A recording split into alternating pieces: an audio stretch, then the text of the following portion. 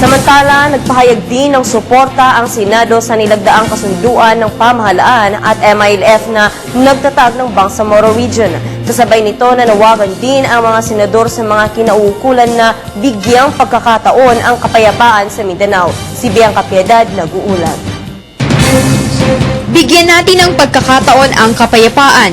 Ito ang hiling ng ilang senador matapos ang matagumpay na paglagda ng pamahalaan at Moro Islamic Liberation Front o MILF sa kasunduang pangkapayapaan sa buong autonomous region in Muslim Mindanao. Ayon kay Senate President Juan Ponce Enrile, titingnan nila at gagawin ang kinakailangan sa Bangsamoro Basic Law na sa palagay umano niya ay kayang gawin. Isusumite naman ng mga naghain ng kasunduan ang draft ng Basic Law sa Kongreso para maipatupad ang napagkasunduan.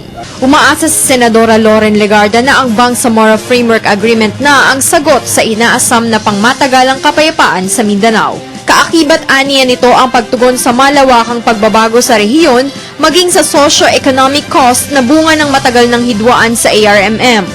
Sinabi rin ni Senador Franklin Drilon na malapit na makamit ng ARMM ang makatarungang kapayapaan para na rin sa mamamayan ng Mindanao.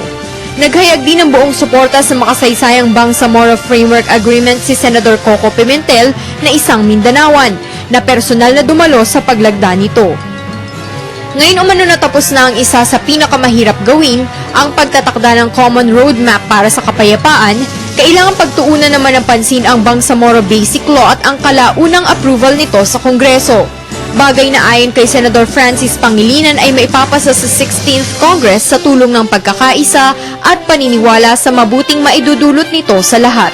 Binati naman ni Senador Chafizo Ginggona III ang pagbibigay diin ng kasunduan sa inclusivity na maglalatag ng pinal na kasunduang pangkapayapaan na lalagdaan sa hinaharap. Pinuri rin ni Senador Bong Revilla ang pamahalaan at MILF sa pagkakaroon ng permanenteng solusyon sa kaguluhan sa Mindanao, habang naniniwala rin si Senador Alan Cayetano na ito na ang simula ng kapayapaan at pagtatapos ng kaguluhan sa katimugan ng bansa. Para sa Telebisyon ng Bayan, Bianca Piedad.